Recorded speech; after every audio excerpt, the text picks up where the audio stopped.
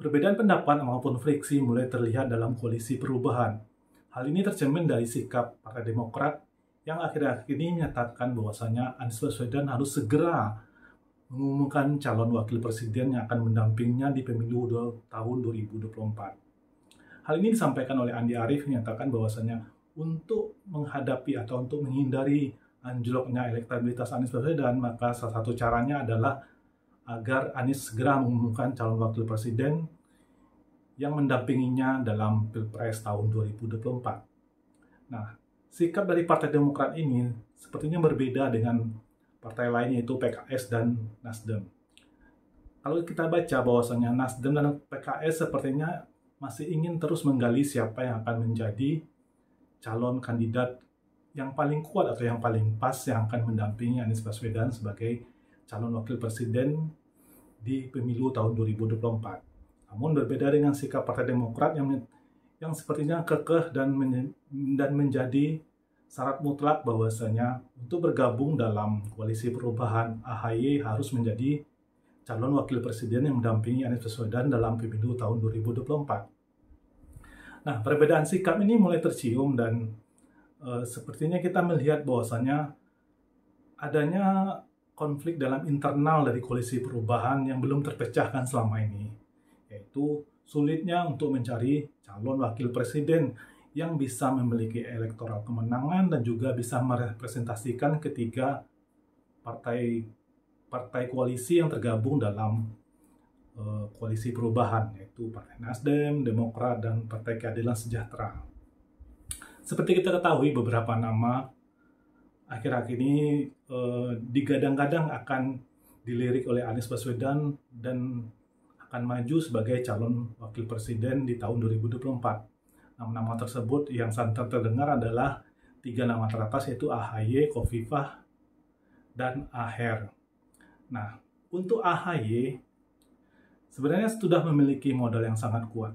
Namun AHY ini cukup lemah di Jawa Timur. Walaupun AHY adalah putra asli dari Pacitan, Jawa Timur, kita ketahui bahwasanya efek NU di Jawa Timur itu sangat kuat dan sangat melekat di dalam pemilih pada setiap pemilunya.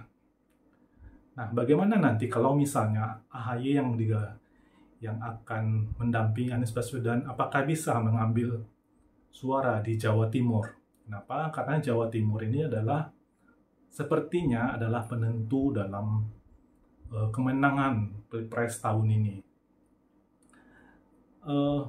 Kalau kita membaca bahwasanya manuver yang dilakukan oleh Partai Demokrat, selain untuk memaksa Anies agar segera mengumumkan calon wakil presiden, dan juga ada statement yang menyatakan bahwasanya Partai Demokrat akan mengevaluasi dukungan terhadap Anies Baswedan sebagai calon wakil presiden di tahun 2024.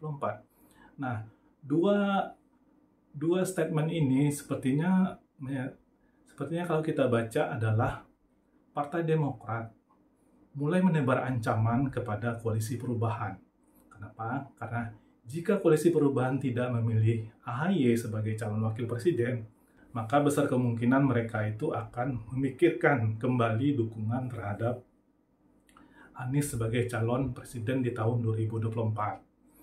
Beberapa waktu yang lalu kita mendengar bahwasanya ada upaya yang dilakukan oleh pihak eksternal yang akan bisa mengancam pencalonan Anies sebagai calon presiden di pemilu tahun 2024. Jadi pihak eksternal yang dibaca selama ini.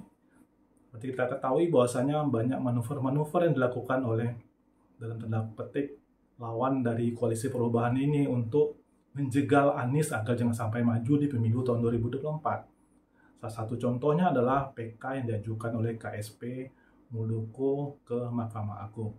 Nah, di tengah raya, apabila PK ini berhasil, dan Muldoko bisa mengambil alih Partai Demokrat, kemungkinan Partai Demokrat di bawah kepemimpinan Muldoko tidak akan mendukung Anies sebagai calon presiden di tahun 2024. Dan juga setelahnya ada upaya-upaya yang ingin mengajak PKS agar keluar dari koalisi perubahan. Gitu.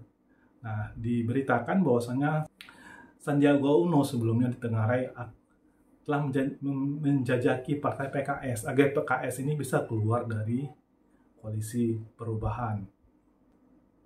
Nah, seperti apa nantinya friksi ataupun intrik yang terjadi dalam koalisi perubahan ini? Apakah koalisi perubahan ini akan solid sampai ke tahap pencalonan presiden atau pendaftaran calon presiden dan wakil presiden di pemilu tahun 2024, ataukah koalisi perubahan ini akan bubar jalan di tengah jalan sehingga Anies tidak mendapatkan tiket untuk calon presiden di tahun 2024. Menarik juga kita bahas bahwasanya statement dari Menko Polhukam Mahfud MD ini memberikan pesan kepada Denny Indrayana agar menjaga jangan sampai Anies ini akan kehilangan tiket di pemilu tahun 2024. Nah, apa maksudnya dari Pak Mahfud MD? Dan Pak Mahfud MD itu juga menyatakan secara terang-terangan bahwasannya beliau diajak oleh Partai PKS untuk jadi calon wakil presiden pendamping Anies. Dan Pak Mahfud MD menyatakan sudah menolak. Nah, makin lama kita melihat koalisi perubahan ini makin tidak solid dan makin mengkhawatirkan apakah Anies akan lempeng jalannya menjadi calon presiden di tahun 2024. Ataukah ini hanya sekedar ujian-ujian politik atau manuver-manuver politik yang dilakukan oleh partai-partai politik agar mendapatkan komposisi yang pas untuk bertarung di pemilu tahun 2024.